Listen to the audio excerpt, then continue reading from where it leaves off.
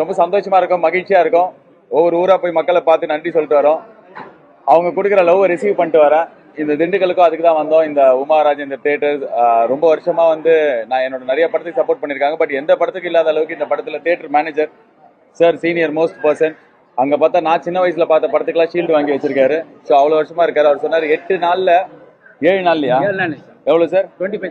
25,000 football வந்திருக்கு. இது வரைக்கும் இது நடந்ததே இல்லை அப்படி சொன்னாங்க. 7 நாள்ல இதுதான் ஹையஸ்ட் அப்படின்னு சொல்லிட்டு நான் பொய்யெல்லாம் சொல்லல சார்.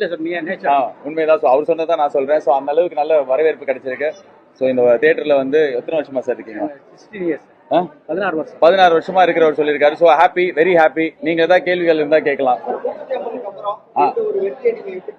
செமையா பாக்குறேன் சார், பயங்கரமா. மூக்குத்தி அம்மன் என்னோட டைரக்ட் பண்ணது சார் தான். நாங்க 2 பேரும் சேர்ந்து தான் பண்ணேன். இந்த படம் நான் முதல்ல தனியா பண்ணிருக்கேன். ஃபுல்லா எனக்கு சப்போர்ட்டிவா இருந்தது சார் என்னோட டீம். இதோ இவர் தான் அஸ்வின், இந்த தாடிக்காரை பாத்துக்கோங்க. கேமரா பாருங்க, இவரு ஒரு தாடிக்கார் தான். இவர் தான் ராகுல்.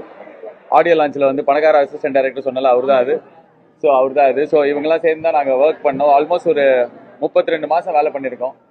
ஸோ அதுக்கான பலன் வந்து இவ்வளோ பெருசா இருக்கும். கடவுள் இவ்வளோ பிளெஸிங் கொடுப்பாரு நாங்கள் எதிர்பார்க்கல. செமையா இருக்கு. இன்னைக்கு சூர்யா சார் சென்னையில ப்ரெஸ் எல்லாம் மீட் பண்ணி தேங்க்ஸ் சொன்னாரு.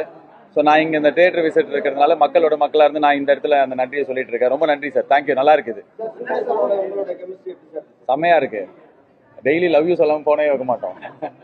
இல்ல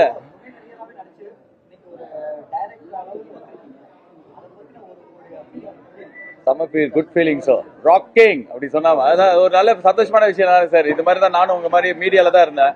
ஸோ ப்ரெஸ் மீட்லாம் போவேன், இந்த மைக் ரெக்கார்டிங்லாம் எடுத்துட்டு போவேன். ஸோ எனக்கும் வந்து அப்படிதான் வாழ்க்கை ஆரம்பிச்சது. பட் வந்து உட்காந்து ஒரு படம் சூர்யா சார் மாதிரி ஒரு பெரிய ஹீரோ வச்சு எடுக்கணும், அதுக்கு ஆப்போசிட்லி நின்று நடிக்கணும் அப்படிலாம் கிடைக்கிறது வந்து ஒரு பெரிய பிளெஸிங்கா பாக்குறது ரொம்ப சந்தோஷமா இருக்கு சார்.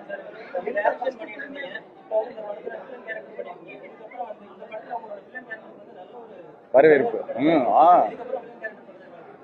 சார் அப்படி இல்லை சார். இது வந்து இது மாதிரி சார், சுய தொழில் வாங்கல அது மாதிரி. எனக்கு நானே ஒரு கேரக்டர் எழுதிக்கலன்னா வேற யாரும் எழுதுவா? இப்போ நானே ஒரு படம் எடுத்து அதில் வந்து என்ன தவிர வேற யாரையும் நடிக்க வச்சேன்னா எனக்கு யார் பண்ணுவா? ஸோ அது மாதிரி எழுதினதான் இது. ஸோ அது மாதிரி வேற யாராவது எழுதினாங்க அப்படின்னா, இப்போ நான் ஹீரோவா இந்த படம் முடிஞ்சதுக்கு அப்புறமே நடிக்கிற படங்கள் இருக்கு. ஸோ யாராவது இந்த மாதிரி எக்ஸைட்டிங்கா பேபி கண்ணன் மாதிரி கேரக்டர் எழுதினாங்கன்னா கண்டிப்பா நடிப்பேன்.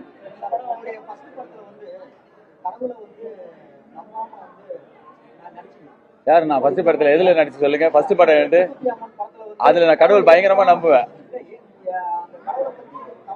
இல்ல நடிக்க மாட்டேன். கடவுளை போய் கூப்பிட்டு கடவுளை ஹெல்ப் பண்ணுன்னு கேட்பேன். இவர் மூக்குத்தி அம்மனே பார்க்காமல் இந்த கேள்வியை கேட்கிறார். அதே மாதிரி நான் ஃபர்ஸ்ட் எடுத்த படம் வந்து எல்கேஜி, மூக்குத்தி அம்மன் இல்ல.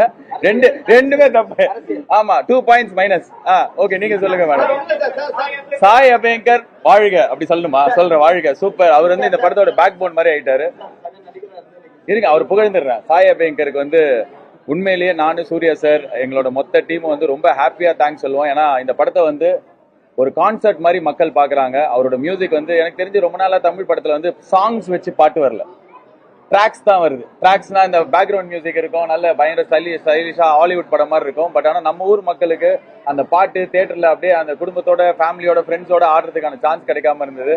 ஸோ இது ரொம்ப நாள் கழிச்சு இந்த படத்துல எல்லா பாட்டியுமே நின்றுட்டே தான் படத்துல பாக்குறாங்க. ஸோ அதுக்கெல்லாம் காரணம் Sai Abhyankar. Thank you Sai, thank you so much. அவர் சாய் 76ல வேலை செஞ்சு நிற்கிறாருன்றதுனால இங்க வர முடியல எங்களால ப்ரமோஷனுக்கு. நீங்க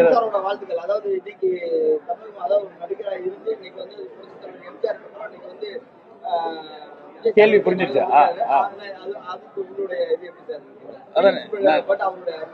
எனக்கு ரொம்ப, நான் ஏற்கனவே நிறைய இடத்துல சொல்லி மறுபடியும் சொல்றேன், நம்ம எல்லாருமே மக்களா, தமிழக மக்களா ரொம்ப நம்பிக்கையோட இருக்கும்.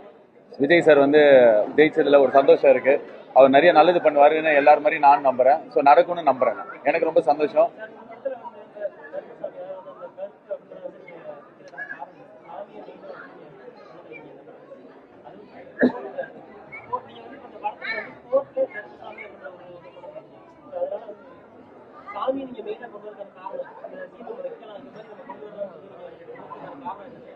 நான் வந்து பொள்ளாச்சியில மாசாணி அம்மன் கோயில் போயிருந்தேன்.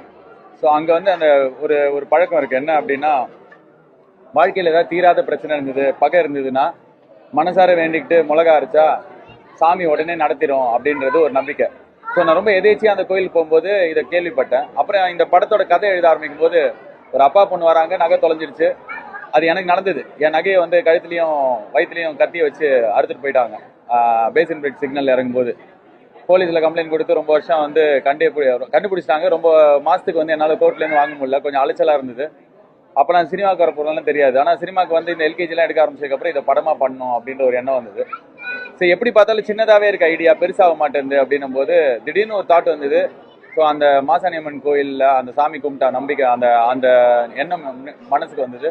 ஸோ ரெண்டுத்தையும் சேர்த்து ஒரு படம் பண்ணா என்ன, அப்படிதான் இந்த ஐடியா முதல்ல வந்தது. ஸோ எல்லாம் கடவுள் தான் அந்த ஐடியாவை தோண வச்சாங்க. கடவுள் தான் இன்னைக்கு இது இவ்வளோ பெரிய வெற்றியாக மாற்றிருக்காங்க. ஸோ ரொம்ப happy sir. Thank you so much. ரொம்ப நன்றி.